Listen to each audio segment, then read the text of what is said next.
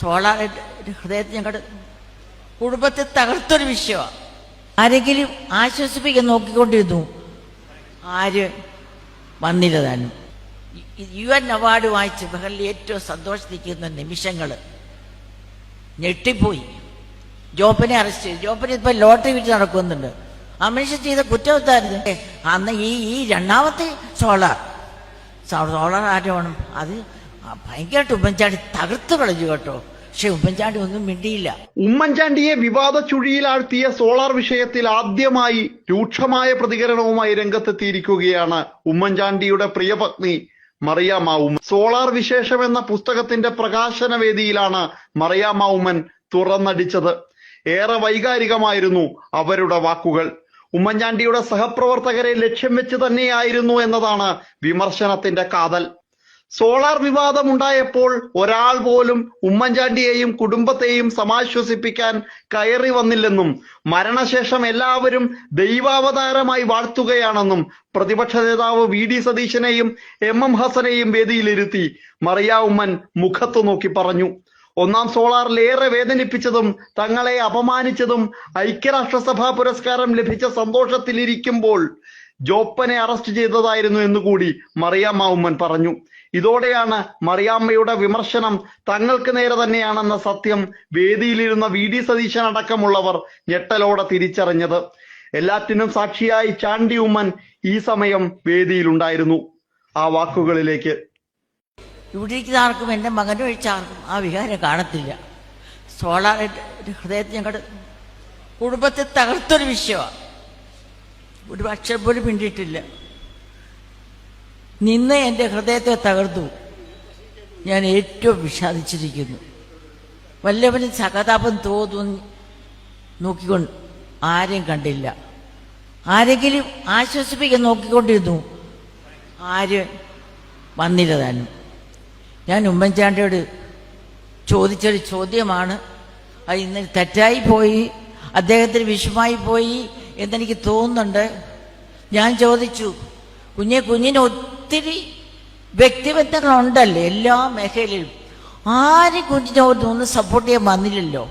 ഇന്നെനിക്ക് ഒരുപാട് ദൈവത്തെ പോലെ ഉമ്മൻചാണ്ടിയെ കാണുന്നു, അതുപോലെ എന്നെയും കാണുന്നു. ഒരുപാട് പേര് മുത്തം തരുന്നു, സ്നേഹിക്കുന്നു. അത് വലിയ പ്രാവും എനിക്ക് ഒത്തിരി ഊർജം തരുന്നു.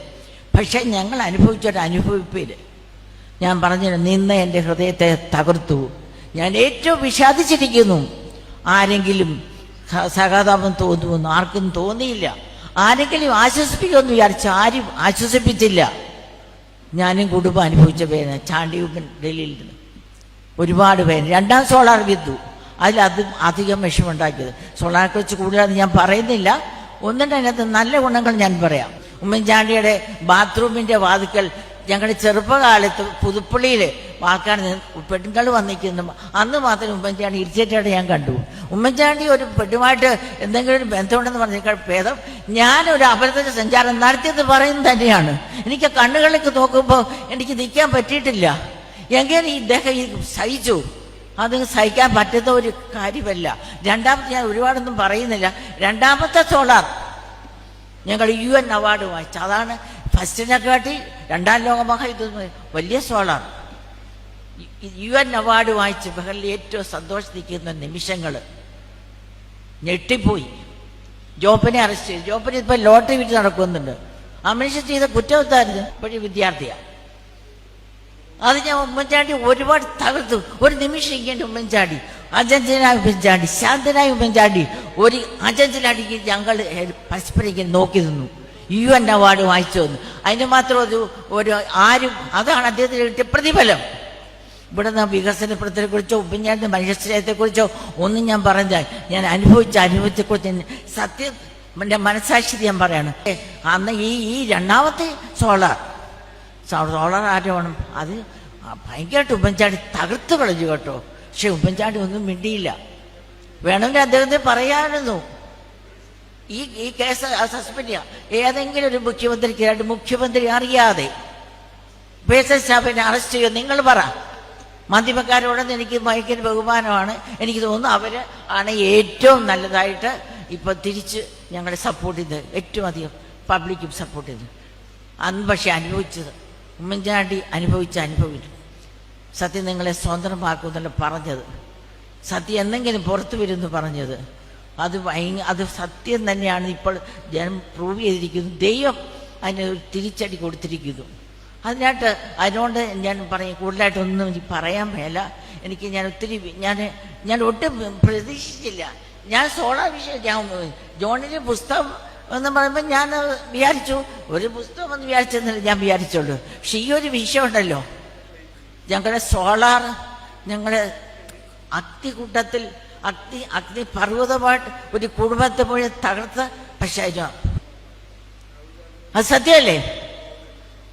അന്ന് ആരെങ്കിലും വന്നായിരുന്നു ഉമ്മൻചാണ്ടി. പക്ഷെ അന്ന് ഞങ്ങൾ കുടുംബം വന്നിച്ചു. യേശു ക്രിസ്തു ഞാൻ വിശ്വസിക്കുന്ന ദൈവം, ഭയപ്പെടേണ്ട, ഞാൻ നിന്നോട് കൂടെ ഉണ്ട്, പ്രഭിച്ച് നോക്കണ്ട, ഞാൻ നിന്നെ ദൈവമാവും, ഞാൻ നിന്നെ ശക്തീകരിക്കും, ഞാൻ നിന്നെ സഹായിക്കും. ഇവിടെ CSL അച്ഛന്മാരൊക്കെ ഇരിപ്പുണ്ട്. ഇവിടെ 100 പള്ളികളൊക്കെ ഞാൻ വർഷങ്ങൾ പോയിട്ടുണ്ട്. എനിക്ക് പറയാതിരിക്കും, എനിക്ക് ദുഃഖം കൊണ്ട് ഞാൻ പറഞ്ഞതാണ്. എൻ്റെ ഹൃദയത്തിൽ നിന്ന് പൊട്ടി വന്ന വികാരം ഞാൻ പറഞ്ഞതാണ്. എൻ്റെ ദൈവം എന്തായാലും സത്യം എന്ന് നിലനിൽക്കും. ഒരു ആ ഉമ്മൻചാണ്ടിയുടെ വ്യക്തി ഇപ്പം ഞാൻ വെച്ച് എന്തുകൊണ്ട് അദ്ദേഹം രാജിവെച്ചില്ല, പെട്ടെന്ന് രാജിവെക്കുന്ന ആളാ. അപ്പം എനിക്ക് മനസ്സിലായി, ഉമ്മൻചാണ്ടി എന്ന് രാജിവെച്ചാൽ ഒരു സ്ത്രീയുടെ ആരോപണത്തിന് പുറത്ത് ഉമ്മൻചാണ്ടി രാജിവെച്ചെന്ന് പറഞ്ഞു ഇല്ലേ? പറയത്തില്ലേ? അങ്ങനെ പറയും. പക്ഷെ അതുകൊണ്ടാണ് അദ്ദേഹം രാജിവെക്കാൻ. പക്ഷെ ഇന്ന് അദ്ദേഹം എന്താ, സൂര്യചന്ദ്ര താരങ്ങളെക്കാളും സ്വർഗീയ നട്ടുണ്ട്. ഈ സോള വിഷയം കുഴിച്ചു മൂടപ്പെട്ട വിഷയമാണ്, എടുക്കാൻ ആഗ്രഹിച്ചില്ല. പക്ഷെ ഈ സോള വിഷയം കണ്ടപ്പോൾ ഞാൻ പറഞ്ഞതേ ഉള്ളൂ.